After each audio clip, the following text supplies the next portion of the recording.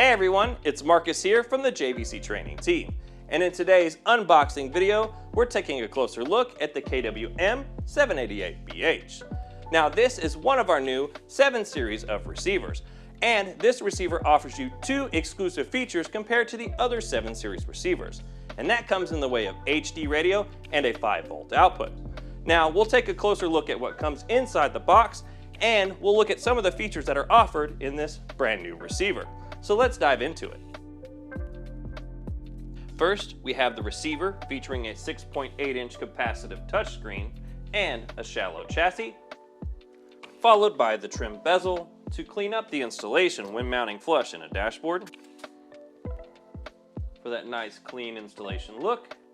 Second, we have the included mounting cage and the installation tools to remove the receiver from the ISO mount cage. Here we'll see we have the main wiring harness with the included brake wire extension. And we have our GPS antenna and the included magnetic mount to mount that on a dashboard. Here we have the microphone for hands-free calling and wireless communications, followed by a bag of mounting hardware when using a dash kit, as well as the warranty card here. And this JVC receiver features a 1-year warranty. Now that we have the receiver powered on, one of the standout features is the 6.8-inch capacitive touch panel. And if you look to the side here, you'll notice that all the buttons are flush to the panel surface, so it gives it that clean appearance of a modern receiver. One highlight of a capacitive touchscreen display is its responsiveness, as I'll demonstrate the JVC gesture touch controls by swiping my finger in a circular motion to control the volume. When it comes to customization, JVC puts you in control with this receiver.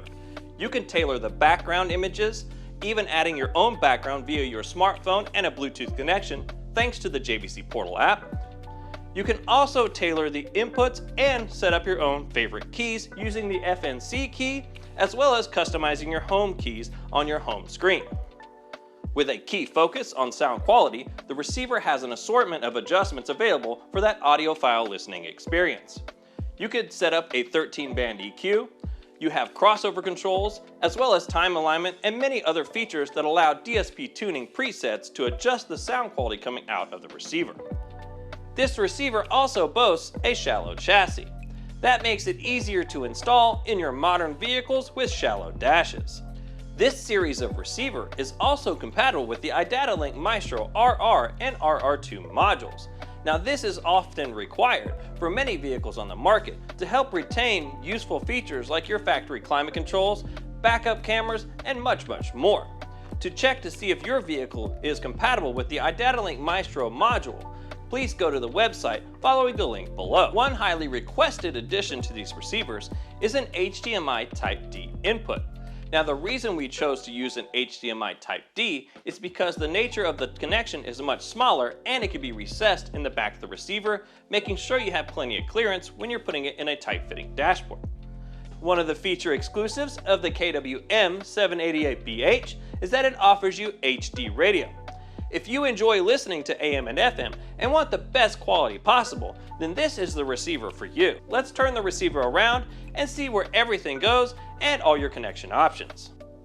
Okay, now that we're at the back of the receiver, let's take a look at some of the wiring that's already attached to the receiver, and then we'll move on to what's required. After that, we'll talk about some of the accessories that can be plugged in various locations on this receiver. So let's get started. First, here you'll see you have your reverse input wire. That's what triggers the reverse camera to come on whenever your vehicle is in reverse. Next to that, you have your park switch.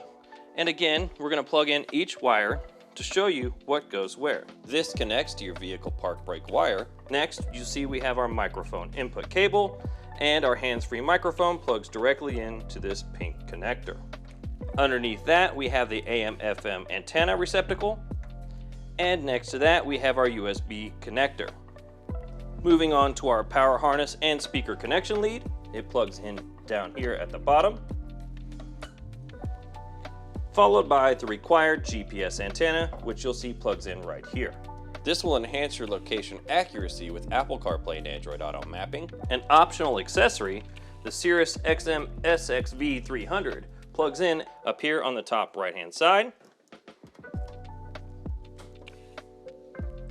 If you're using a Maestro module to retain factory features, or using it for a universal flash to gain control over some of the accessory controls available with the Maestro integration, you need to plug the Maestro module in up here on the top right hand side. This plug here is to retain any OEM aux sources. That will plug in next to the Maestro module here. This receiver is equipped with 3 camera inputs, which you can assign using the setup menu. Here you'll see the connection for the front view camera, so let's plug our composite video camera cable in. There you go, just like that. And here's our rear camera input, and let's plug our connector in here as well. And the final camera input is shared with the AV in. Here you can assign the AV in to a camera input and utilize it as your third camera in. Moving on to the HDMI input. JVC makes a KW-M788BH designed specifically to fit in this receptacle on this receiver. So let's show you how that goes in there by undoing the screw and securing the cable. Okay, now that we have the protective cover removed, we can insert our KW-M788BH HDMI Type D cable into the receptacle. Now that we have the cable seated properly, we can reinstall the keeper and secure the screw. And with the specific JVC cable and the secured mount, this makes for a great connection that's not going to fall out when you're installing it in the dash. Let's take a look at all our button functions over here to the left hand side. As you see at the top, you'll see your FNC key. Pressing that opens up the FNC shortcut menu down here at the bottom. You can use these shortcuts to gain access to favorite areas of the receiver. When you press the voice activation key, it triggers the voice prompt on your smartphone and enables you to speak a command. Underneath that, we have our home key. Pressing that takes us back to our main menu, and pressing and holding that will power off the receiver. Now below that, of course, we have our volume controls. Pressing the volume up will turn the volume up, and pressing the volume down will turn the volume down. When you first power up this receiver, the first setting you're able to adjust is the demonstration mode. This is simply a slideshow that exhibits features inside the receivers and will display on screen whenever it's at rest. Next, we have language. So inside a language, we can choose between English, Spanish, and French. So you have a few languages to choose from. We have our front camera controls. Here you can turn on and off the front camera, and you can also set the duration for the interruption when you're using a front camera. Here we have the rear camera controls. You can adjust the camera on or off, you can set your parking guidelines on or off, and you can also adjust those parking guidelines by going into the camera adjustment settings. And under User Customize, you can change the backgrounds, you can adjust the colors, and you can even choose your different GUI layouts. Last, under Viewing Angle, you can adjust the screen's visibility from a 0-degree angle to a 20-degree angle. This helps compensate the visibility of that receiver when mounting it low in a dashboard, as exampled by the picture. And when you're all done with your setup, you can press Finish. Now that wraps it up for this unboxing video. Be sure to like and subscribe for more JVC content, and thanks for watching.